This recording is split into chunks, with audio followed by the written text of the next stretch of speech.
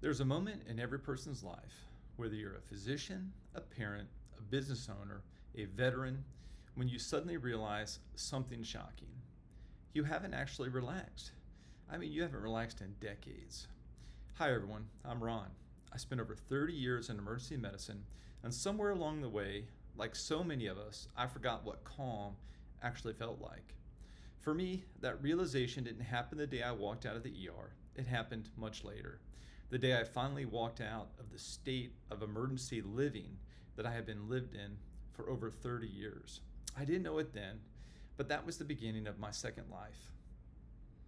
For most of my career, I thought exhaustion was normal. I thought tension meant I was being productive. I thought the racing mind, the constant hypervigilance was simply who I was.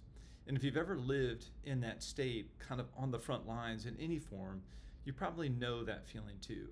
You don't even realize the autopilot, the fog that you're actually in because you've been in it for so long. High cortisol becomes your baseline, hypervigilance becomes your personality, your nervous system doesn't know how to turn it off, so you forget what off even feels like, even after several days off. And here's the truth no one really talks about. You can be successful, you can be respected, you can be the person everyone counts on, and still be completely disconnected from your own life, essentially on autopilot. There was a day last summer in the ER that changed everything for me, literally. Nothing dramatic, no headline case, just one of those days where staffing was cut, hallway beds were full, and I was running around trying to keep everything under control. Essentially controlled chaos, the usual story in the emergency department.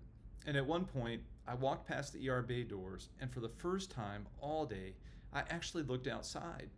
It was warm, it was beautiful, the sun was hitting the pavement in the late summer way, and something about it just stopped me. Inside, I was managing crisis after crisis with limited staff. Outside, the world looked calm, it looked bright, it looked alive. I remember thinking, what am I doing this for? Not in a dramatic way, not burnout, maybe a little moral injury, but not burnout, and just clarity. I loved being a physician. I always have. But not like this, not inside a system where a mortal injury becomes the normal, where your altruism gets used against you, and where the fight or flight state essentially becomes your entire identity, essentially your ego. I realized if I stayed in this version of the job, I wasn't going to escape the fate I'd watched unfold in so many other colleagues. I wasn't immune. This system will use your energy, it will use your goodness, it will use your sense of identity, and also your sense of duty. It'll eventually break you like it always does. I wasn't special. I wasn't immune. I could break just like everyone else and just like anyone else. That moment, just looking out those bay doors, was when I knew my time had come. It was time to care for myself. It was time to step out of the system that kept me in survival mode for so long. Time to understand what living actually felt like and get away from this moral injury. That was the beginning of my second life. When I began to unwind all of this, I started using a simple model. I had to break down how to adjust to walking out of the ER for good. And there was a good model of Thinker 1 through Thinker 4. And to understand this, I'm just going to go into the very basics of this, and we can go into this deeper later. But Thinker 1 and Thinker 2 are on the left side of your brain. Thinker 1 is this raw, instinctual, pure sensation, fight or flight reflex. It keeps you alive. It's kind of your ego. Thinker 2 is the survival manager, the planner, the worrier, the post-traumatic stress disorder, the part that tries to control everything. It keeps you constantly on this hypervigilance. Thinker 3 is on the right side of the brain as well as Thinker 4, and it's presence, it's sensory, it's grounding, it's calm. It's that flow state that you get in when you're in the ocean, when you're in a pool, when you're playing tennis, and everything just flows, all automatic. Thinker 4 is essentially wisdom that you develop through the years. It's the long view, it's the meaning, the driven part of you that asks who you're becoming and why your life really matters. Most of us spend our entire first life in Thinker 1 and Thinker 2. Hyper responsible, hyper alert, hyper functional, but really disconnected. In future videos, I'll go much deeper into this model, how each thinker shows up, how they hijack your behavior, especially Thinker 2, and how to slowly shift from a life run by urgency to a life led by presence and wisdom. It wasn't until I personally slowed down, I mean really slowed down, that I realized how deeply wired into adrenaline, that fight or flight mode, sympathetic mode, I had become. When I finally stepped out of the storm, something unexpected happened. My sleep deepened. My mind got quieter. My thinker 2 got quieter. My body unclenched. My creativity came back online, that right side of my brain, thinker 3 and thinker 4. Food tasted better. Music felt different. It just sounded better. Colors looked brighter. I started feeling things that I hadn't felt in years. It started to turn something back on in my body. It really was just turning the lights back on. And that's when I realized I had no idea how bad I felt until I finally started feeling good again.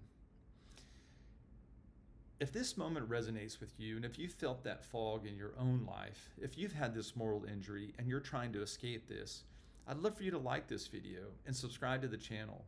Not for the algorithm, but because everything I'm building here is for people ready to step into their second life. And if you have any questions or topics that you want me to explore, drop them in the comments. I'll read them and I'll bring them into future videos. Let's go a little bit deeper now. Most people think that they'll deal with all of this later. I'll slow down next year. I'll fix my health after this busy season. I'll figure out who I am later, once life calms down. But here's the real truth. Another year won't save you. Another year will cost you. Another year is in survival mode, in that hyper-vigilant cortisol mode. It's another year teaching your nervous system that chaos is just normal. Another year with Thinker 2 running the entire show, and as if your life is one long crisis. Another year postponing the work that essentially would bring you peace. Waiting becomes the trap. Waiting becomes the fog. Waiting becomes the thing that quietly steals decades of your life, that health span between 50 and 70 especially. At some point, later becomes a way to avoid your own life and to stay on autopilot. You don't have to think. You just live in Thinker 1 and 2, and you stay away from your pleasurable Thinker 3 and Thinker 4. You know, this channel is about a transition from that sympathetic overdrive, that fight or flight, to that parasympathetic living.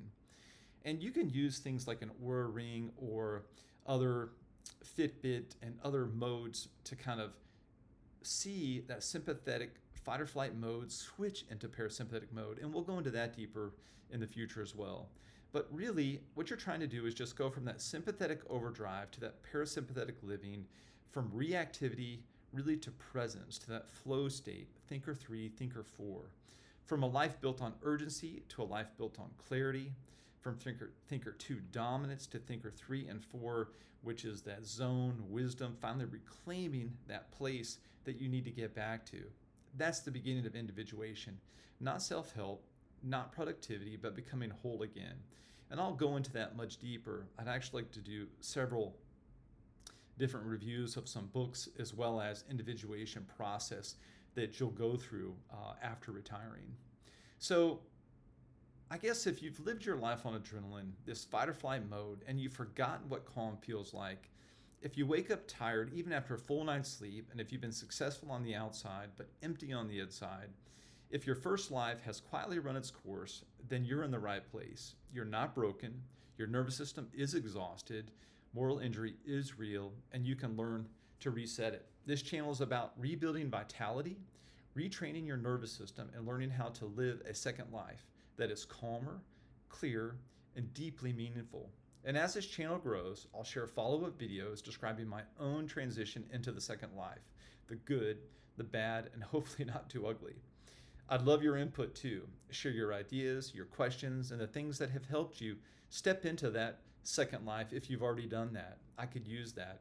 There's been a lot of videos on YouTube that explain the psychological part, the financial part, and I'd like to bring all of those together with my experience in the ER, and then hopefully if I get comments from you, we can build this life going forward. I'd like to thank you for watching, and look for the next video soon, as I'm going to be bringing these out maybe 1 or 2 a week.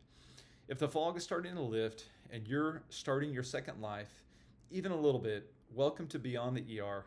Welcome to your second life.